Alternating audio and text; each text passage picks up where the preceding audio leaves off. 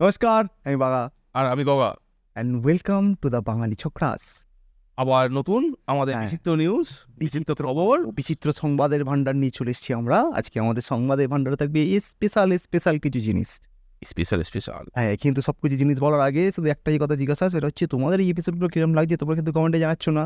আর তোমরা কিন্তু দেখতে দেখতে লাইক করছো না, তাই অবশ্যই তোমাদের দেখে লাইক করা এবং কমেন্টে জানানোটা দরকার আছে। 400-র উপর লোক দেখছে, 20-30টা লাইক। হ্যাঁ, একটু কষ্ট লাগছে, কিন্তু যদি ভালো লাগে লাইকটা করো, সাবস্ক্রাইবটা করো। বেশিরভাগ লোকই যারা দেখছো তারা সাবস্ক্রাইব করোনি।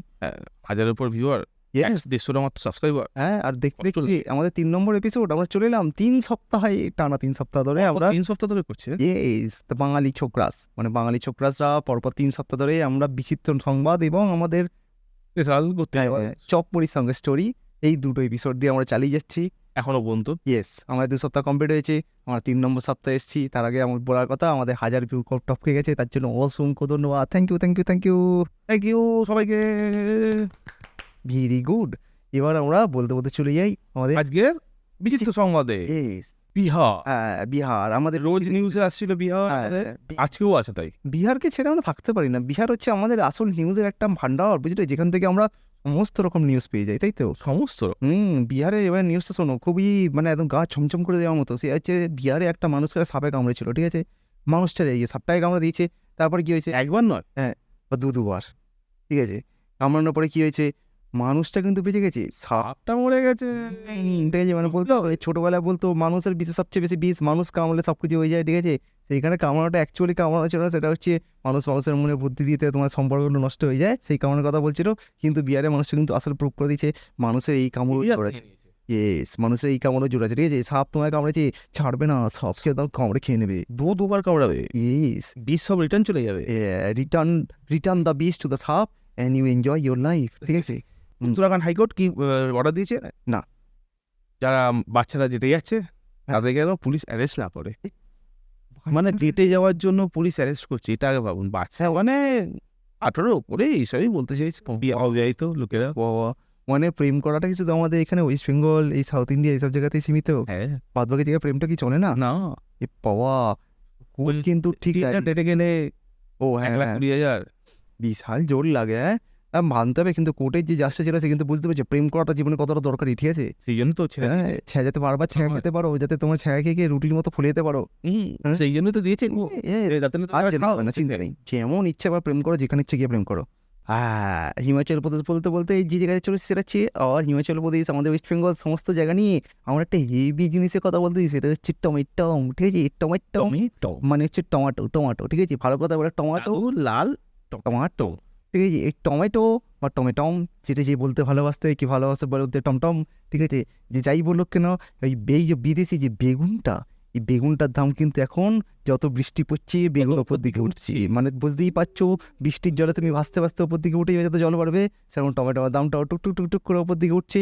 উঠতে 80 টাকায় পৌঁছেছে, এবং আশঙ্কা করা যাচ্ছে টমেটোর দাম কিন্তু আরও বাড়তে পারে। তাই যারা মাংস খেতে ভালোবাসো, যারা টমেটো খেতে ভালো, একদম টমেটো ছাড়া এবার কিন্তু একটাই দাম বাড়ে, সেটা হচ্ছে কিষান কেচাপ। ওরে বাবারে, ওটা তো টমেটো থাকে, ওটা থাকে কুমড়ো।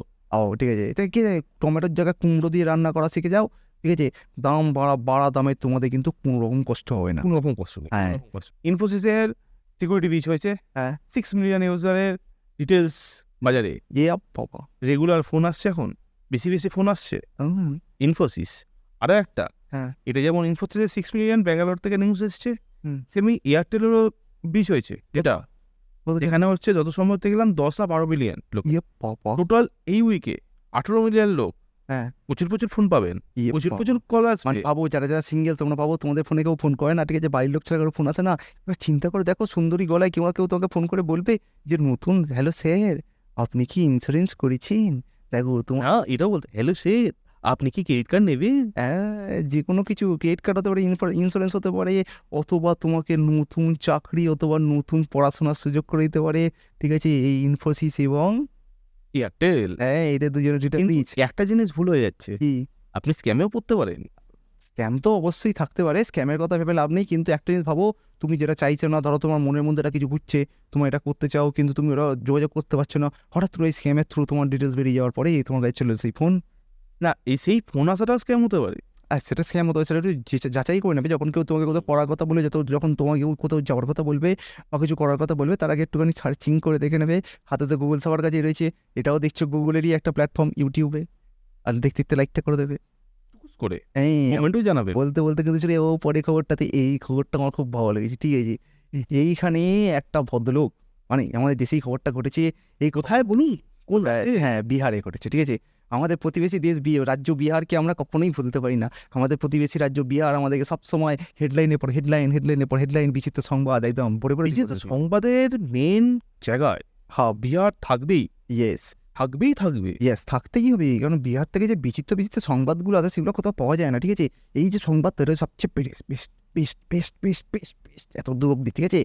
এই একটা জিনিস শুনলাম, এই যে সংবাদের সাথে যে যুক্ত আছে সংবাদের একজন পার্ট, সে কিন্তু এখন খুব পপুলার, বিশাল পপুলার, চারদিক থেকে তার ইন্টারভিউ করা হচ্ছে। আর সেই সংবাদ বলে, ঠিক আছে, বিহারের প্রেমিক প্রেমিকার মধ্যে কিছু একটা হয়েছিল, ঝগড়া হয়েছিল, ঝগড়া বলেছিল। হ্যাঁ, তখন প্রেমিকা কি করেছে, প্রেমিকা কিন্তু ছেলেটির গলাকে কুচুত করে কেটে একদম ফ্লাশ করে দিয়েছে।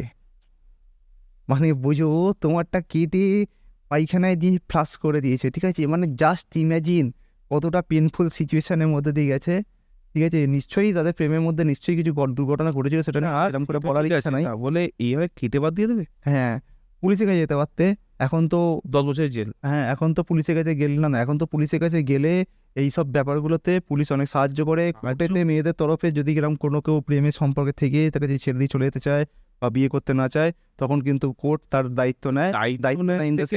যে করতে চায় বলতে নতুন রুলস হিসেবে 10 বছর পর্যন্ত জেল হতে পারে, হ্যাঁ, যে এখন করছে, যদি এরকম করে থাকে, ঠিক আছে। তাই সেইগুলো করবেন, আইনটাকে হাতে নেবেন না, আর এরকম গলাটা কেটে দেবেন না। হ্যাঁ, গলাটা। আর এটা কাটার পরে যেটা হয়েছে সেটা হচ্ছে যে মেয়েটা ফেমাস হয়ে গেছে, বিভিন্ন নিউজের মেয়েটা এগিয়ে গিয়ে এমনভাবে ইন্টারভিউ করছে যেন মেয়েটা কোনো একটা বিশাল কিছু কর্ম করে দিয়েছে, সেলিব্রিটি হয়ে গেছে, ঠিক আছে। যেটা আমরা মোটেও মানে সাপোর্ট করি না। দেখো, আমরা এটাও সাপোর্ট করি না যে কেউ কাউকে প্রেম করতে করতে ছেড়ে দিয়ে পালিয়ে যাক, এটা আমি একদমই সাপোর্ট করি না। আর আমরা এটাও সাপোর্ট করি না কেউ প্রেমেতে কিছু হওয়ার পরে সে কিছু উল্টো পাল্টা কাজ করুক। এই ক্ষেত্রে যদি ছেলেটা হতেও, তাহলে কিন্তু কথাটা কিন্তু উল্টো দিকে যেত। এইটা মনে রাখতে হবে, ঠিক আছে। কারোর কোনো কিছু কাটার আগে বা কারোর কোনো কিছু ঢালার আগে মনে করা উচিত তোমাদের জন্য অলরেডি একটা কোর্ট অফ ল, ঠিক আছে। ছেলেদের ক্ষেত্রে যখন ফ্রিজ দেখা যায়, মেয়েদের ক্ষেত্রে ফ্লাশ। হ্যাঁ, ঠিক আছে, এটা মাথায় রাখতে হবে, বুঝে যেতে হবে। আর এইসব হিংসাত্মক কাজকর্ম থেকে দূরে থাকতে হবে। প্রেম তখনই করবে যখন প্রেমের মর্যাদা দিতে পারবে, যদি না দিতে পারো তাহলে করার দরকার নেই। হ্যাঁ, ছেড়ে চলে যাবে বলে ফুস করে যেতে ফুস করে আমরা বলবো রে ইয়েস, আমরা চলেছি ফরেন বলতে জার্মানিতে কি হয়েছে শুনেছে? না, জার্মানিতে আবার কি হয়? জার্মানিতে এখন ইউরো কাপ চলছে, পর্তুগাল ফুটে গেছে, কালকে মনে হয় ফুটে গেল, ওই কি বলে দেশটা, সুইজারল্যান্ড ফুটে গেল, আর তারপরে তুর্কি ফুটে গেল। আর কি হয়েছে? জার্মানিও তো ফুটে গেছে। জার্মানিও ফুটে গেছে, ইয়েস। এটা ব্যাপারটা হয়েছে জার্মানিতে একটা পলিটিক্যাল পার্টির এগেন্সে সাধারণ লোক করছিল, কি বলে, প্রোটেস্ট। পলিটিক্যাল পার্টির এগেন্সে সাধারণ লোক প্রোটেস্ট করছে। ইচ্ছা আবার কিরম করে হয়? আমরা এখনো শুনিনি। এমন কিছু ব্যাপার আছে আমাদের কাছে পলিটিক্যাল পার্টি, ব্যাপারটা বুঝতে হবে। যে পলিটিক্যাল পার্টির এগেন্সে প্রোটেস্ট হচ্ছে সে হচ্ছে ফার রাইটিস্ট, মানে তাদের ওই এই নামক লোকটা আছে না, ওই লোকটার ওখানকার যেটা নীতিগত সে সেই যাবে। এবার প্রোটেস্ট চলছে, হ্যাঁ, ওদেরই একজন পলিটিশিয়ান রাস্তায় এসছে, দেখছি এখন চলছে, হ্যাঁ, সিধে গিয়ে লোকটা যারা প্রোটেস্ট করছে তাদের মধ্যে একজনের পা কামড়ে ধরেছে। মানে প্রোটেস্ট করছি, রাগ হয়েছে, গিয়ে চচ্চাপ্পড় মেরে দেওয়া যায়, গিয়ে গালাগাল করে ভাগিয়ে দেওয়া যায়, পা কামড়েছে। আপনার মনে নেই আমাদের কলকাতা পার্কশিট? হ্যাঁ, কি ছিল? প্রোটেস্ট হচ্ছিল, হ্যাঁ, ওই স্কুলে টিচারদের নিয়ে, টিচাররা হ্যাঁ, কি করেছিল? একজন পুলিশ অফিসার কামড়ে দিয়েছিল। বাবা, মানে কামড়ানোটা কিন্তু আমাদের একটা ভেতরে কিন্তু প্রবৃত্তি, যারা বুঝতে পারছো না। শোনো, যখন তুমি ছোট ছিলে, মানে যখন তোমরা জন্তু জানোয়ার ছিলে, যখন তোমরা, মানে তোমরা বলতে আমরাও, যখন আমরা জঙ্গলে ছিলাম তখন কিন্তু আমরা কামড়ে সব কাজ করতাম। এই জন্য কামড়ে দিয়েছে। ইয়েস, ওটা তো আমাদের ন্যাচারাল। আমাদের এখানেও আছে। হ্যাঁ, একটা কথা যে আছে, আজকে যা বাংলা ভাষায় পাবে, হ্যাঁ, ভবিষ্যৎ মানে বাকি বিশ্ব পরবর্তী দিনে হবে, বুঝতে পারছো? আগে আমরা কামড়েছি, তারপরে ওরা কামড়েছে। কামড়ে ব্যাপার। ইয়েস, আমরা এখন ফরেনে চলে এসেছি, এবার ফরেন নিয়ে আরো কিছু তো খবর থাকতে রে গগা স্যার, কি ফরেন নিয়ে আরো কিছু গল্প বলবে? আজকে ফরেনে না, সে এখন কোনো ভালো এই হাসির মজার বিচিত্র এইসব নিউজ না খুব কম আছে। আচ্ছা, সেই জন্য আমি ভাবছিলাম ফরেনে একটা নিউজ আছে। হ্যাঁ, ফরেন মানে আমাদের পাশের দেশ, এই পাশে কোথায়? এই পাশে? এই পাশে, সরি এই পাশে। হ্যাঁ, এই পাশে তো দেশ নেই, এই পাশে তো আমাদের নিজেদের দেশই রয়েছে। ইয়ে হ্যাঁ। বিহার রয়েছে না, উড়িষ্যা রয়েছে। হ্যাঁ, বাংলাদেশের একটা খবর আছে, শুনেছি এই কি? বাবা, তোমরা শুনেছো? না, আমি তো শুনিনি। বাংলাদেশে কি কি হয়েছিল জানেন? ব্যাংকে চুরি। বাবা, ব্যাংকে কত জানেন? কত? $1 billion। হ্যাঁ অনেক তো। হ্যাঁ বাংলাদেশে অত ছিল? হ্যাঁ, ফরেন রিজার্ভ যা ছিল সব ফাঁকা হয়ে যাচ্ছিল actually। বাবা, শুনবেন নাকি গল্পটা? হ্যাঁ, তোমরা তোমরা শুনবে? শোনো। তাহলে প্রথম থেকে শুরু করি গল্প। একদম প্রথম থেকে। ফেব্রুয়ারি 4, 2016 সাল। আচ্ছা। বাংলাদেশের ব্যাংকের মেন ব্যাংকে যে যেমন হয় বড় বিল্ডিং, একটা বিশাল বড় একটা বিল্ডিং, মানে হ্যাঁ। যেটা আমাদের আরবিআই আছে, সেরকম যে বাংলাদেশ ব্যাংক আছে, বাংলাদেশে কি নামটা ভুলে গেছি আমি না এই মুহূর্তে। হ্যাঁ। ওই ব্যাংকের যে সিকিউর রুম আছে, সেই সিকিউর রুমে হ্যাঁ। মানে সুইফট তো জানেন তো, সুইফট এখন টাকা ট্রান্সফার তো সুইফটটাই হয়, মানে বিদেশে, দেশ থেকে দেশে যখন transfer হয়। সুইফট অ্যাকাউন্টে ট্রান্সফার হয়। ওই সুইফট যে ট্রান্সফার হয় সেটা হচ্ছে একটা সিকিউর লক অ্যাকাউন্ট, এতে ঘরে থাকে, হ্যাঁ, যেখানে সবার ঢোকার পারমিশন থাকে না। স্বাভাবিক ব্যাপার, যদি অন্য যে কোনো কেউ হ্যাঁ, ভুলভাল কাজ করে দিলে সমস্যা হয়ে যাবে। এবার সেইখানে একটা ওই মেশিনটার সঙ্গে বাংলাদেশ পুরোপুরি ইন্টারনেটও ভরসা করতো না তখন, এই জন্য একটা প্রিন্টার মেশিন লাগিয়ে গেছে। যত সুইফট ট্রানজ্যাকশন হবে সবার প্রিন্ট আউট ওখানে বেরোবে। ভালো কথা। ভালো জিনিস এটা। হ্যাঁ। কিন্তু 4 তারিখ শুক্রবার, মানে বৃহস্পতিবার, সুইফট ওই যে প্রিন্টারটা বন্ধ হয়ে গেছে। প্রিন্টারটা কাজ করছে না, সারাদিন ধরে চেষ্টা করে যে খোলেনি। আর আরেকটা জিনিস বলে রাখে, আমাদের যেমন শনি রবিবার উইকেন্ড, হ্যাঁ। বাংলাদেশে বৃহস্পতি শনিবার, এই বৃহস্পতি শুক্রবার, হ্যাঁ। এটা তো জানো। হ্যাঁ। এবার কি হয়েছে, তারপর দিন ছুটি, হ্যাঁ। তো অবভিয়াসলি ওরা আর কিছু সেরকম করেনি, বেরিয়ে চলে গেছে। হ্যাঁ। মানে হাফ ছুটির পর, বৃহস্পতি হাফ ছুটির পর পালিয়ে গেছে, যেমনকে তেমন। হ্যাঁ, যাই হয়, ব্যাংকে তো এমনিতেই পরে SBI যেমন করে। হ্যাঁ, এখন- লাঞ্চ আওয়ারে পরে আসুন ব্যাপারটা। এখন বলছে ঠিক আছে, পরের দিন এসে দেখবে। শনিবার এসে দেখছে, হ্যাঁ। শনিবার যখন দেখছে কিছুতেই তখনও প্রিন্ট হয়নি, একটা প্রিন্টও আসেনি। 3 দিনের যা প্রিন্ট হওয়ার কথা, একটা প্রিন্টও নেই। ওরা হার্ড রিসেট মেরে দিয়েছে প্রিন্টারটাকে। হ্যাঁ। ওতে প্রিন্ট আউট হওয়া শুরু হয়েছে। হ্যাঁ। দেখছে প্রচুর প্রিন্ট, বলছে এত ট্রানজাকশন তো আমরা করিনি, এত ট্রানজাকশনের রিপোর্ট কোথা থেকে আসছে। হ্যাঁ। এই সন্দেহ হয়েছে, চেক করতে শুরু করেছে। হ্যাঁ। দেখছে 35টা এক্সট্রা ট্রানজাকশন, যেটা ওরা করেনি হয়েছে। ওরা করে নিতে কি করে হলো? গল্পে আসবো তো, আচ্ছা, ঠিক আছে। জিনিসটা শুনুন। কত টাকা জানেন? 25 ট্রানজাকশন টোটাল অ্যামাউন্ট কোথাও $951 মিলিয়ন, মানে প্রায় $1 বিলিয়ন। বাবা, প্রচুর টাকা। এবার ওদের তো মাথার ঘাম পায়ে সবকিছু, এটা উপরে উঠে গেছে, ওটা নিচে নেমে গেছে, সবকিছু হয়ে হ্যাঁ। গেছে। ছোটাছুটি শুরু। এবার তখন সেদিনকে হচ্ছে শনিবার, সেকেন্ড হাফ হয়ে গেছে, যতক্ষণ প্রিন্টার ঠিক হয়েছে। হ্যাঁ। ফোন করছে কোথায়? এই নিউ ইয়র্কের ফেডারেল রিজার্ভে। হ্যাঁ। কারণ মেন হচ্ছে সুইফটের তো নিউ ইয়র্কের সিস্টেম, মানে আমেরিকার সিস্টেম। হ্যাঁ। কোনো ট্রানজাকশন যাওয়ার সময় আমেরিকা হয়ে তারপর হবে রিরাউট হবে, আর নর্মালি হয় না। এবার ওখানে ফোন করছে, সেকেন্ড হাফ হয়ে গেছে, শনিবার ছুটি, ছুটি, বাবা, মানে কোনো ট্রানজাকশনই আর হয়নি, আটকাতে পারেনি। আচ্ছা। ওদের মাথায় হাত, এবার কি হবে, আবার কি হবে। এই যে মেন টাইমে, তারপরে সোমবার দিনকে যখন ওরা আবার কন্ট্যাক্ট করতে পারে নিউ ইয়র্কের সঙ্গে, তখন জানতে পারে যে না, সবগুলো ট্রানজাকশন চলে যায়নি। 35টার মধ্যে 30টা ক্যান্সেল হয়ে গেছে। আচ্ছা, 5টা মাত্র গেছে। 30টা ক্যান্সেল হয়েছে। 30টা ক্যান্সেল হওয়ার কারণ হচ্ছে একটা নাম ছিল জুপিটার। হ্যাঁ। ঠিক আছে, এই নামটা মানে মনে রাখ, বৃহস্পতি। জুপিটার না, এই জুপিটারটা মনে রাখুন। জুপিটারের কেসটা পড়ে বলবো। জুপিটার মানে মেন টাকাটা গেছিল জুপিটার ব্রাঞ্চে, আচ্ছা। যাওয়ার কথা ছিল, যে অ্যাকাউন্টগুলো দিয়েছে তার মধ্যে একটা জুপিটার ব্রাঞ্চ ছিল। এবার যার জন্য ওইগুলো ফ্যাক্ট হয়ে বাকি অ্যাকাউন্টগুলো থেকে টাকাটা রিটার্ন করে দিচ্ছে। হ্যাঁ। কারণ হচ্ছে জুপিটার ফিশারি বলে একখানা জাহাজ কোম্পানি আছে, যারা আমেরিকার স্যাংশন অগ্রাহ্য করে ইরানে মালপত্র পাঠাতো, নিয়ে যেত। সেই জন্য ওরা স্যাংশন লিস্টে ছিল বলে ওইটা রেড ফ্ল্যাগ হয়ে গেছে বলে ম্যাক্সিমাম অ্যামাউন্টটা বেঁচে গেছে। মানে ঠিক আছে। ভাবো, যদি রেড ফ্ল্যাগ না থাকতো, যদি স্যাংশন না হতো, তাহলে কিন্তু 101 মিলিয়ন বাদ দিন, মানে 850 মিলিয়ন বেঁচে গেছে, নাহলে পুরো চলে যেত। হ্যাঁ। এবার আসল তার মানে তো বেঁচে যাওয়ার ভালোই হলো খুব একটা, কিন্তু না, 4টে অ্যাকাউন্টে 5খানা যায়নি, 5খানা ক্যান্সেল হয়নি। তার মধ্যে একটা হচ্ছে শ্রীলঙ্কা গেছে। হ্যাঁ। শ্রীলঙ্কার প্যান এশিয়া ব্রাঞ্চে গেছে, ব্যাংকের একটা ব্রাঞ্চে গেছে। সেখানে একটা অ্যাকাউন্ট আছে শালিকা ফাউন্ডেশন, হ্যাঁ, এনজিও একটা, তার অ্যাকাউন্টে গেছে। এত বড় অ্যামাউন্ট গেছে না, তাদের যে স্টাফ আছে যে ওটাকে চেক করবে, সে না চাপে পড়ে গেছে, এত টাকা তো এই কোনোদিন আসেনি। হ্যাঁ। তো আর এদের রাউটিংটা হয় ডয়েচ ব্যাংক থেকে, মানে জার্মানি ব্যাংক থেকে। যেহেতু জার্মানির কথা বলছিলাম, জার্মানিটা আছেই তো, সেই জন্য মনে পড়ে গেল এটা। ডয়েচ ব্যাংক থেকে আসে, ওরা ওখানে রিটার্ন করেছে। ওরা গিয়ে দেখছে ফাউন্ডেশন বানান FOUN, তো FUNDI, FUN হ্যাঁ বানান ভুল ছিল, হ্যাঁ যার জন্য ওটাও ক্যান্সেল হয়ে গেছে। বাপরে বাপ। রইল 81 মিলিয়ন। হ্যাঁ এই 81 মিলিয়নটা গেছে ফিলিপিন্সে। হ্যাঁ ফিলিপিন্সে এই কারণে আমি ফিলিপিন্সটা নিয়ে বলছি, ফিলিপিন্সটা বলেছি, ফিলিপিন্সে একটা ব্যাংকে গেছে জুপিটার বাঞ্চ। হ্যাঁ এই জুপিটার কথাটা বলেছিলাম, হ্যাঁ এই জুপিটার বাঞ্চের 4 জনের নামে 4টে অ্যাকাউন্ট ছিল, সেখানে চলে গেছে। আচ্ছা, সোমবার দিন গেছে, সোমবার ছিল চাইনিজ নিউ ইয়ার, বন্ধ। ওখানে ব্যাংক বন্ধ।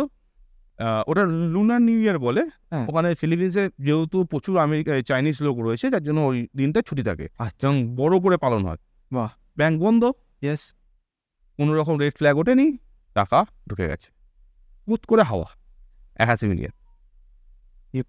ছুটির দিনে কেউ টাকা ঢুকলে, ছুটির দিন তো বন্ধ থাকার কথা। অ্যাকাউন্টে টাকাটা ঢুকে গেছে। হ্যাঁ। আর ওরা তো তার পুরো গল্পটা এবার শুনুন, কি করে হয়েছিল। 81 মিলিয়নটা যে ঢুকেছিল, ওই যে 4টে অ্যাকাউন্ট কবে তৈরি হয়েছে জানেন? তবে যেদিনকে হয়েছে তাতে 9 মাস আগে, হ্যাঁ। মে 2015-তে অ্যাকাউন্টটা করেছিল ওরা। আচ্ছা। RCB ব্যাংক, জুপিটার বাঞ্চ, হ্যাঁ। 4টে অ্যাকাউন্ট $500 করে দিয়ে 4খানা অ্যাকাউন্ট তৈরি করেছে। আচ্ছা। 4টে অ্যাকাউন্ট পরে চেক করে দেখা গেছে 4টে হচ্ছে ফ্রডুলেন্ট অ্যাকাউন্ট, মানে আমার ফলস অ্যাকাউন্ট। হ্যাঁ, আমার ডিটেলস দিয়ে আমার নামে আমি সই করে নিই অ্যাকাউন্টে, অন্যকেও সই করে করে দিয়েছি অ্যাকাউন্টটা। আচ্ছা, অবস্থা বুঝতে পারছো? মানে এরা করলো কিরম করে? হ্যাঁ, এতগুলো টাকা ওরম করে রিজার্ভ থেকে বার করলো কি করে? এই গল্পটাই যখন বললেন রিজার্ভ থেকে কি করে হ্যাকটা হলো, মেনলি সুইফটে 2016 সালের জানুয়ারি মাস। অফিসে যেমন, ব্যাংকে যেমন আসে না, মেল ফেল আসে, হ্যাঁ। আপনার কাছেও তো আসে, আমি আপনার থাম্বনেল তৈরি করে দিতে চাই, আমি আপনার জন্য ভিডিও এডিট করে দিতে চাই। হ্যাঁ আছে। অনেকে নিজেদের আবার ক্রেডিবিলিটি দেখানোর জন্য ওখানে একটা করে দেয় না, পোর্টফোলিও। হ্যাঁ। এরকম একটা ওই ব্যাংকেই একখানে এসেছিল, মেল এসছে, আমি আপনার ব্যাংকে চাকরি করতে চাই। আচ্ছা। আমার ডিটেলস এই, মানে সব ডিটেলস নিচে সিভি দেওয়া আছে। অবভিয়াসলি যে দেখেছে সে সিভি ক্লিক করেছে। হ্যাঁ। সিভি তো খোলেনি, কিন্তু একটা ম্যালওয়্যার ঢুকে গেছে মেশিনে। এবার এই ম্যালওয়্যারটা নিয়ে একটা গল্প আছে। এই ম্যালওয়্যারটা ছিল মানে এমন একটা জিনিস, আমি নামটা ঠিক মনে নেই। এ হচ্ছে ধরুন আপনার মেশিনে ঢুকলো, হ্যাঁ। আপনার মেশিনে আমার যদি সুইফটে অ্যাক্টিভেট থাকে, মানে যেটা আমার দরকার সেটা যদি অ্যাক্টিভেট থাকে তাহলে ওখানে থাকবে, না হলে ওই মেশিন থেকে অন্য মেশিনে চলে যাবে। মানে ও যে থ্রু ল্যান্ড কানেকশনটা পাচ্ছে পুরো এপাশ থেকে পাস হয়ে যাবে, অন্য জায়গায় যাচ্ছে, আপনার থেকে পুরো ডিটেলসে মুছে দিয়ে চলে যাবে, আপনার ওর কোনো ট্রেস থাকবে না। আচ্ছা। কোন মেশিনে ফার্স্ট এসে কেউ জানতে পারবে না। করতে করতেও গেছিল সুইফটের এতে। হ্যাঁ। ঠিক আছে, এই যে ভাবছেন প্রিন্টারটা খারাপ, প্রিন্টারটা তো হঠাৎ করে খারাপ হয়েছে, ওরাও খারাপ, তার মানে তো প্রিন্টার না, প্রিন্টারটা ওরাই বন্ধ করেছিল, ম্যালওয়্যারটাই বন্ধ, ম্যালওয়্যার নয়, ডাইরেক্ট হ্যাকাররাই বন্ধ করেছিল। এটা যে হ্যাকারগুলো ম্যালওয়্যারের থ্রু এই পিসিতে কানেক্ট হয়ে যাচ্ছে। জিনিসটা প্রথম থেকে বলা শুরু করে দিলে, হ্যাঁ, গল্পটা তো মেন স্টোরিটা বলে দিয়েছি, এবার আসল গল্পটা তাহলে বলে দিই। মে 2015, 4 জন লোক, RCB ব্যাংক, জুপিটার বাঞ্চ, ফিলিপিন্সে গেল, 4টে অ্যাকাউন্ট করলো, $500 করে প্রতিটা অ্যাকাউন্টে রাখলো। হ্যাঁ। দিয়ে $2000 ইনভেস্টমেন্ট, $2000 ইনভেস্টমেন্ট, অ্যাকাউন্টগুলো করে চলে গেল। সেই অ্যাকাউন্টটা আর কোনো হাত দেওয়া হয়নি, কিচ্ছু না। আসুন এবার 2016 জানুয়ারি মাস, একটা মেল এলো একটা বাংলাদেশ ব্যাংকের এমপ্লয়ের কাছে, সিভিটায় ক্লিক করলো, সিভিটা খুলে দেখলো, মেলওয়্যারটা ঢুকলো, ঘুরতে ঘুরতে ও চলে গেল সুইফট এতে। ঠিক আছে, সুন্দর। কিন্তু ওরা যে এতে বিশ্বাস করতো না কারোকে, ওদের এটা সুইফটের মেশিনটা কানেক্টেড ছিল ইন্টারনেটে কানেক্ট না করলে তো আপনি অথরাইজেশনটা দেবেন কি করে? অনলাইনে তো অথরাইজেশন করতেই হবে আপনাকে। মানে ওরা কানেক্টেড রেখেছিল, কিন্তু ওরা কাউকে পার্সোনালি মানে কাউকে অ্যাক্সেস করতে দিত না। অ্যাক্সেসটা কাউকে দিত না, 3জন মাত্র অ্যাক্সেস ছিল। আচ্ছা, মানে ব্যাংক এমপ্লয়িরা 3জন মাত্র করতে পারবে, কিন্তু ওইটা কিন্তু মেন এতে কানেক্টেড ছিল, চেয়ারম্যান আর ডেপুটি চেয়ারম্যান 2জন। আচ্ছা, মানে এই 3জনই ভেতরে যেতে পারে, কিন্তু কানেক্টেড ছিল সবার সাথে, সবার সাথে ছিল না। আমারটা ধরুন আমি চেয়ারম্যান, আমার অ্যাকাউন্টের সাথে আমার ফোনের সাথে এর সাথে ল্যানে কানেক্টেড আছে, মেলাটা ঘুরতে ঘুরতে আমারটা তো এসছে। হ্যাঁ, আর চলে গেছে, মানে পুরো সিস্টেমটা কিন্তু একটা ল্যানের মধ্যে পুরো সিস্টেমটা কানেক্টেড ছিল, যেমন সাধারণত থাকে একটা, মানে পৌঁছেছে। হ্যাঁ। এবার যেটা বলছিলাম, যেখানে আপনি আটকে দিচ্ছেন মাঝে মাঝে, খালি এসছে ম্যালওয়্যারটা ঢুকেছে, 4 তারিখ 4ই ফেব্রুয়ারি 2016 বৃহস্পতিবার। প্রিন্টার বন্ধ, হ্যাকারগুলোই করেছে, প্রিন্টারটা বন্ধ করেছে সেদিন থেকে, সকাল থেকে প্রিন্টারটা বন্ধ। ওরা চিন্তা ভাবনা করেনি, যা হচ্ছে হোক, ঠিক আছে আজকে দেখলাম হচ্ছে না, হাফ ছুটি হয়ে গেছে, ভাই বাড়ি চল, আজকে দিন হাফ ছুটি, রিল্যাক্স কর, কালকে ফুল ছুটি, ফুল রিল্যাক্স, সোমবার শনিবার আসবো, দেখা যাবে। হ্যাঁ, বেশ চলে গেছে। শুক্রবার দিন সন্ধ্যেবেলা থেকে স্টার্ট করেছে, মাঝরাত্রের মধ্যে 3 ঘন্টা ওরা সুইফটে এতে ছিল, 3 ঘন্টার মধ্যে পুরো অ্যাকাউন্ট ফাঁকা করেছে। $951 মিলিয়ন। এশিয়ান যতগুলো দেশ আছে তার মধ্যে 35টা ব্যাংকের অ্যাকাউন্টে টাকাগুলো পাঠিয়ে দিয়েছে। আচ্ছা, মানে পুরো টাকাটা নিয়ে ওরা 35টা অ্যাকাউন্টে ডিভাইড করে দিয়েছে। 25টা অ্যাকাউন্টে ডিভাইড করে। শুক্রবার দিন তো এখন ছিল না, তখন তো কম্পিউটার বন্ধ ছিল না। সুইফট অ্যাকাউন্ট বন্ধ করতে হবে না, কারণ ওখান থেকে যদি কোনো ট্রান্সফার হয় সেটা তো অন রাখতেই হবে। কি বাবা, তাহলে তো ওখানে একটা লোক রাখার কথা। না, থাকে না, ওটা তো অটোমেটেড সিস্টেম এবং খুবই সেফ।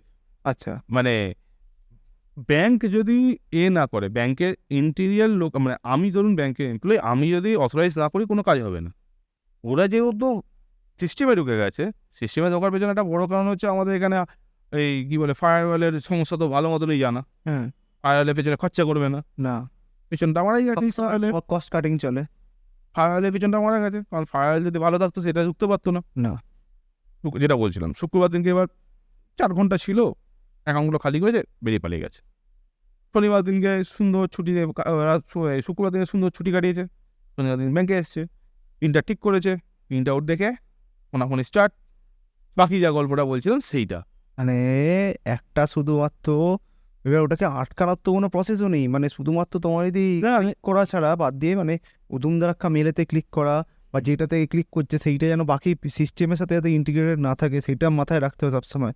মানে আমি যেখানে ক্লিক করছি সেই পিসিতে যে ইনফরমেশন আছে সেটা হয়তো বেরিয়ে যাবে, কিন্তু যদি আমার সেটা ইন্টিগ্রেটেড কোনো সিস্টেমে থাকে তাহলে সেই সিস্টেমটা পুরো কম্প্রোমাইজ হয়ে যাচ্ছে। আর ফায়ারওয়ালটা মানে কতটা একটা ইম্পর্টেন্ট জিনিস, একটা ম্যালওয়্যার ঢুকছে বা কিছু ঢুকছে, কোনো সফটওয়্যার কোনো অ্যাক্সেস দিচ্ছে কিনা এটা প্রত্যেক ক্ষণে আমাকে যদি না দেখিয়ে দেয় তাহলে আমি কিন্তু কখনো ধরতেই পারবো না যে আমার সাথে কীভাবে কী হয়েছে, কোথা থেকে কী হয়ে গেছে, আমি কীরমভাবে এই বাস খেয়ে গেছি, কিছুই জানতে পারা যাবে না, কেসটা ক্লিয়ার হয়ে গেছে। এই জন্য বলতে একটা কত সুন্দর একটা খবর জানা গেল, কত সুন্দর একটা গল্পের মতো জানা গেল। যদি তোমাদের এটা ভালো লেগে থাকে তাহলে অবশ্যই তোমরা লাইক করবে, শেয়ার করবে, সাবস্ক্রাইব করবে।